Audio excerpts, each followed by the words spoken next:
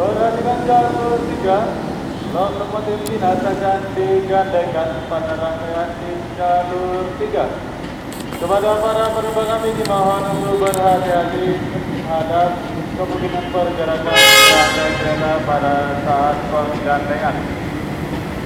Sekali lagi perhatikan jalur 3, lokomotif dinas akan digandengkan pada rangkaian di jalur 3.